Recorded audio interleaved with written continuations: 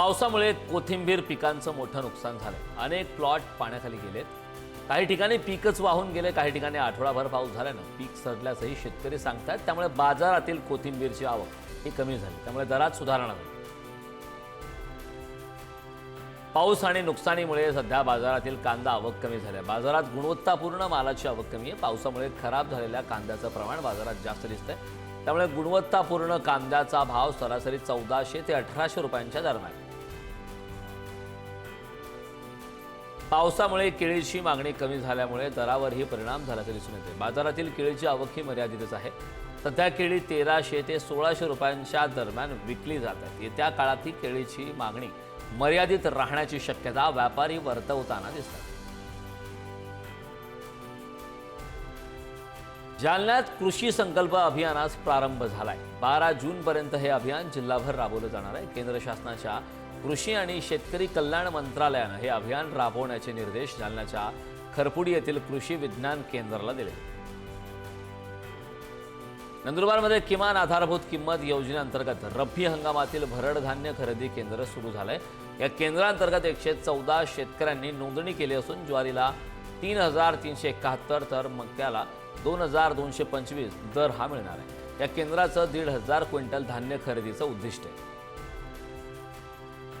नंदुरबार जिल्ह्यात पाऊस आणि वातावरण बदलामुळे कापसाची पेरणी रखडली आहे। पाण्याची सोय असलेल्या शेतकरी मे महिन्यात कापसाची लागवड करतात, मात्र यंदा अवकाळी पाऊस वातावरणातील बदलांमुळे उन्हाळी पिकांची लागवड वेळेवर झाली नसल्याचं चित्र दिसतंय, त्यामुळे उत्पन्नावरही मोठा परिणाम होणार आहे। नाशिक जिल्ह्यात झालेल्या मुसळधार पावसामुळे कांद्यासह भाजीपाला पिकांचं मोठं नुकसान झालंय। रब्बी हंगामात मेहनतीनं उभं केलेलं पीक मातीमोल झालंय, तर कृषी विभागानं 218 एकर क्षेत्रावर नुकसान झाल्याचा प्राथमिक अहवाल दिलाय। मात्र नुकसान यापेक्षा मोठं असल्याचं शेतकऱ्यांनी म्हटलं। अवकाळी पावसामुळे नाशिकच्या चांदवड तालुक्यात शेतीचं मोठं नुकसान झालं। या नुकसानीचे पंचनामे करण्यास प्रशासनाकडून सुरुवात झाली। मे महिन्याच्या सुरुवातीपासूनच चांदवड तालुक्यात अवकाळी पावसाने धुमाकूळ घातला होता। त्यात 81 हेक्टरवरील कांद्यासह इतर पिकांचं नुकसान झालं।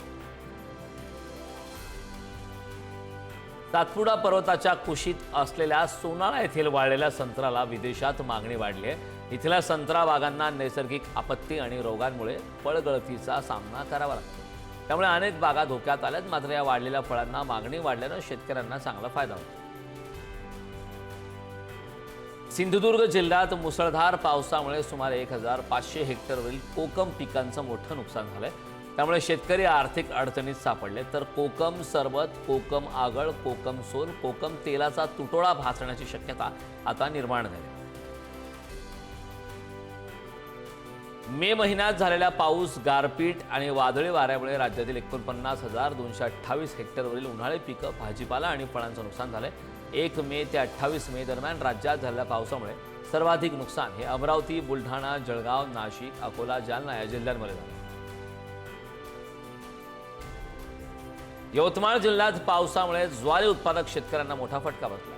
कणसं भरलेली ज्वारीचे दाणे अक्षरशः काळे पडल्यामुळे उत्पादनात घट होण्याची शक्यता वर्तवली जाते।